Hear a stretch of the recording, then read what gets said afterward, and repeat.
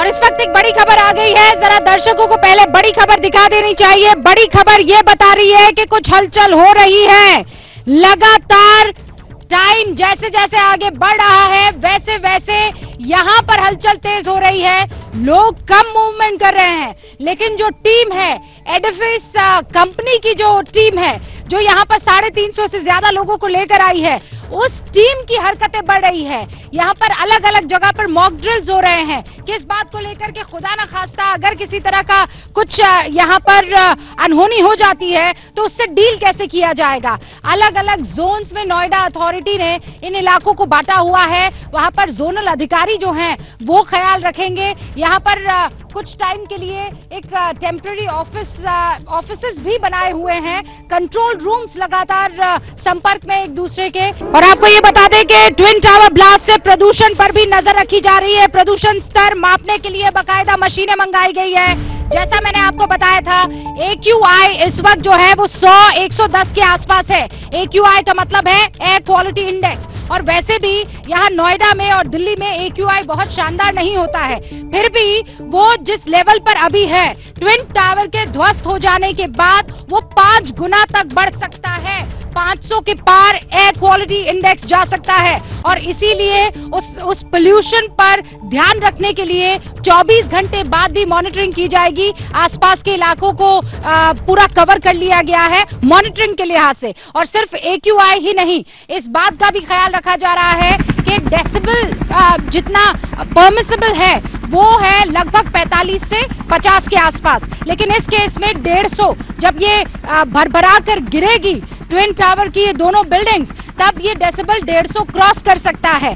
Permissible decibel जो है वो रेजिडेंशियल इलाकों में 45-55 के आसपास है।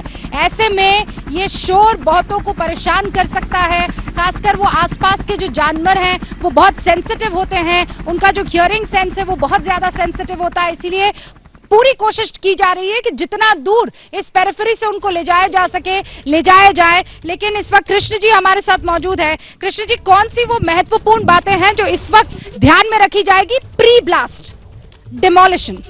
नहीं कर सकते माइक सर। हाँ, प्री ब्लास्ट जो प्रिकॉशंस अभी हैं, जैसे कि आपने अभी कहा रूबिका जी, कि एक तो हर इंसान एक्सेप्ट जो कि एसेंशियल ड्यूटीज पे है, डिमोलिशन ड्यूटीज पे है, उनको और जानवरों को, हर किस्म के जानवरों को, पालतू जानवरों को या जो स्ट्रीट एनिमल्स हैं उनको वहां से हटाया जाए। और जैसे आपने कहा अभी डेसिबल होता है आवाज की शक्ति। जैसे हम वोल्टेज काउंट करते हैं या कार की स्पीड काउंट करते हैं किलोमीटर्स में, उसी तरह से आवाज की स्ट्रेंथ जो है वो डेसिबल्स में मापी जाती है, जो 40 से 45 या 50 तक टॉलरेबल होती है। और एक्सप्लोजन के टाइम पे या इम्प्लोजन के टाइम पे जो कि बहुत ज्यादा जा सकती है, जिससे नुकसान हो सकता है। इससे इंसान के, जानवरों के कान के पर्दे भी फट सकते हैं। कृष्ण जी, हमारे साथ सुधीर जैन साहब भी है जो कि एनवायरमेंटलिस्ट है, एनवायरमेंट एक्सपर्ट है। सुधीर जी, मैं अपनी बैग थोड़ा कैमरे को हो सकता है दिखाऊं, लेकिन मैं यहाँ से जो देख पा रही हूँ, इनफैक्ट मुझे लगता है आप भी देख पा रहे होंगे, पीछे पूरा एक खूबसूरत ग्रीन बेल्ट, एक पैच जो है वो नजर आ रहा है। लेकिन ये जो है वो धूल के गुबार से ढक जाने वाला है। इससे क्या स्थिति पैदा हो सकती है? मैं पोस्ट ब्लास्ट पूछ रही हूँ सर। ये जो एनवायरनमेंट का इशू है, इसको थोड़ा क्वांटिफाई करने की ज़रूरत है। ऑलरेडी अगर AQI जो भी 50 होना चाहिए और वो 100 आमतौर पर रहता है, तो 100 से 150 हो जाएगा तो कोई बहुत बड़ी ऐसी कोई क्राइसिस, कोई बहुत बड़ा ऐसा संकट वो हमारे ऊपर नहीं आने वाला है। और वो सब्सिडाइज भी हो जाएगी। आमतौर पर कंक्रीट और जो मटेरियल है बहुत जल्दी ये बैठ जाएगा। ये शायद बहुत बड़ा इशू है नहीं एनवायरनमेंट का। और जो एक्सपीरियंसेस है हमारे पास लास्ट 3 इयर्स के, जो कोची का है जहाँ पर 4 इस तरह के टावर हमने गिरा लिए और बहुत ही कंफर्टेबली वो सब कर दिया काम। बिहार का है जिसमें कि हमने एक ब्रिज उसको डिमोलिश किया था। तो वो एक्सपीरियंसेस हमारे पास है। और यहाँ तो बहुत ही अच्छा इंतज़ाम करके रखा है हमने। अच्छा का मतलब काफी सारा इंतजाम करके रखा है।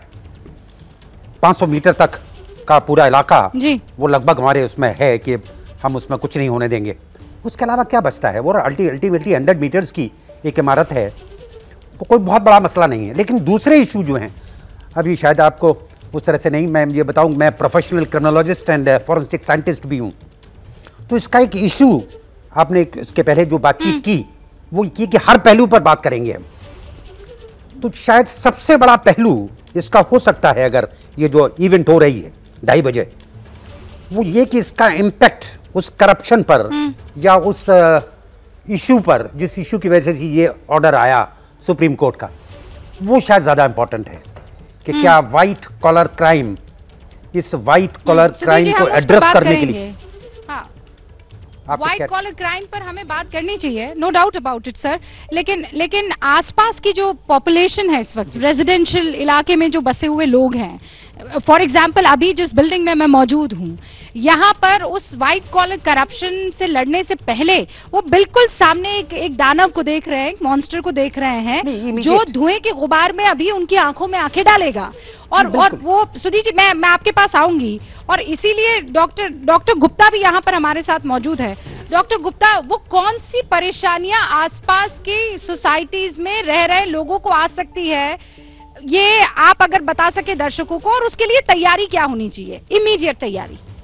देखिए, अगर हम बात करें, जैसा आप बता रहे थे कि एयर क्वालिटी इंडेक्स तो 100 है, normally healthy air quality index 50 के आसपास होना चाहिए या 50 से कम होना चाहिए, तो ऑलरेडी ये थोड़ा अलर्ट जोन में है। और वैसे भी दिल्ली एनसीआर की हवा बहुत अच्छी नहीं है। नवंबर दिसंबर में हमेशा स्मॉग और इस तरह खतरे मंडराते रहते हैं। और खास करके हम बच्चों की बात करें, बहुत सारे बच्चे जो केरला में, उत्तराखंड में रहते हैं, जहाँ पे हवा साफ है, वहाँ बिल्कुल ठीक रहते हैं। जैसे बच्चों को हम दिल्ली एनसीआर लेके आते हैं, उनको ब्रोंकाइटिस, अस्थमा, नेबुलाइजेशन और बार बार सीजनल अटैक, इन चीज़ों को पढ़ते रहते हैं। तो कहीं ना कहीं ऑलरेडी हम लोग खतरे की जोन में रह रहे हैं। और इस तरह की जो एक्टिविटीज होती हैं, कहीं ना कहीं पॉल्यूशन लेवल को आसपास के एरिया में बढ़ाती हैं।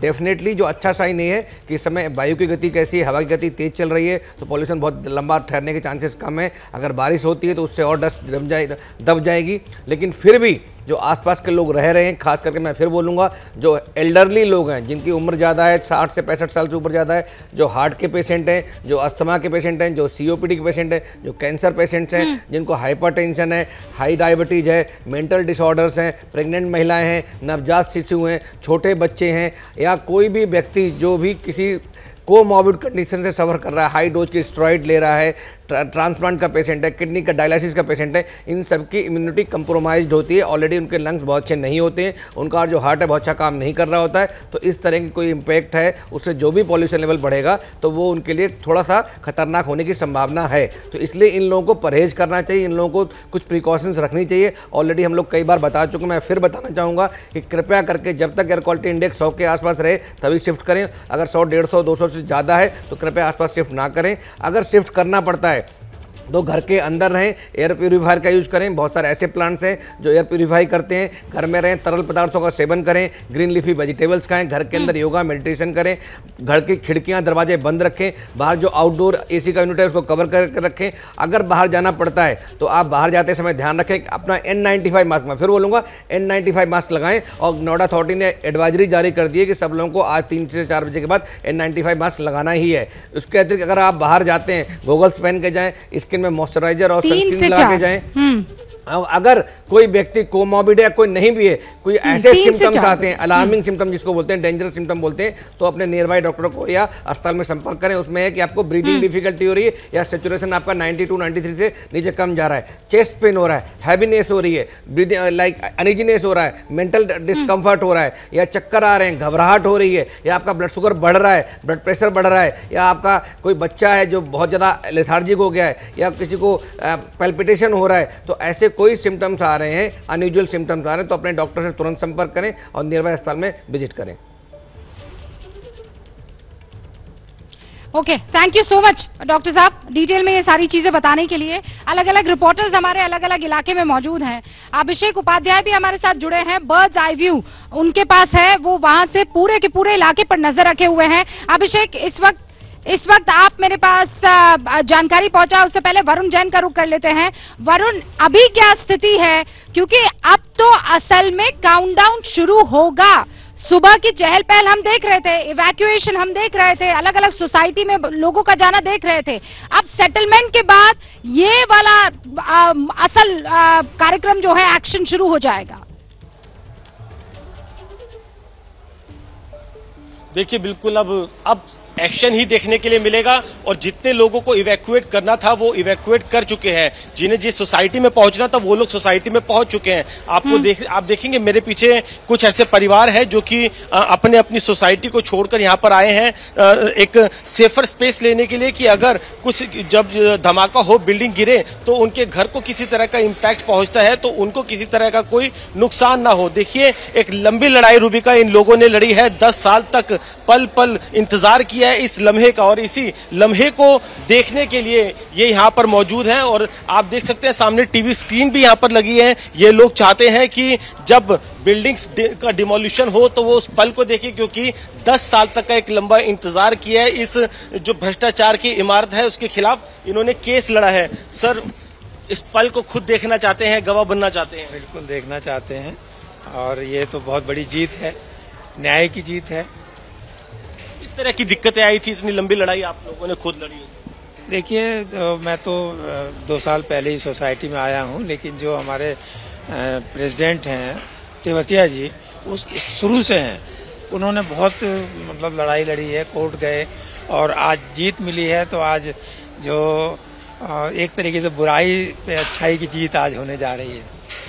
आप भी एक स्टूडेंट ही है, सब कुछ अपना छोड़कर आ रहे हैं वहाँ पर घर को, किस तरीके से इंतजाम किए हैं, घर सेफ रहे हैं?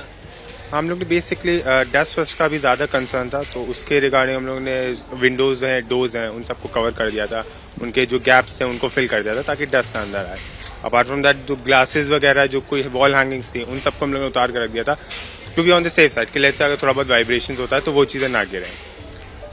और लोग आपकी सोसाइटी के वो यहाँ पर नहीं आए, कहाँ चले गए हैं, क्या बात हुई? हम लोग एक्चुअली परसनाथ में भी हम लोग का अरेंजमेंट्स है, तो कुछ लोग वहाँ पे भी गए और बाकी यहाँ पे भी आए हुए हैं। देखा आपने रूबिका, इस लड़ाई को खुद देखना चाहते हैं, गवाह बनना चाहते हैं। यही वजह है कि यहाँ पर जो क्लब है, टीवी स्क्रीन का भी इंतजाम किया गया है, खाने पीने का लोगों का इंतजाम किया गया है। बिलाल अहमद बिलाल भी हमारे साथ जुड़ चुके हैं, वरुण और अभिषेक उपाध्याय भी हमारे साथ जुड़ चुके हैं। लेकिन वरुण, हमें ये भी जानना है कि वो कब तक वहां पर रहने वाले हैं, ये जो एम्बार्गो है वो कब तक का है, उसके बाद वापस वो अपने घर कब लौट पाएंगे? ये हैं शर्मा जी, जो रात का खाना और देश दुनिया की सुर्खियां दोनों लेते हैं सुमित अवस्थी के साथ। अब ये हैं इनके पड़ोसी बैनर्जी साहब। मिष्टी दोई खाते खाते पूरा बंगाल जान लेते हैं सुमन दे के साथ। इनकी तरह आप भी देखें अपने फेवरेट न्यूज एंकर को एक ही ऐप पर और डाउनलोड कीजिए एबीपी लाइव ऐप अपने स्मार्ट टीवी पर।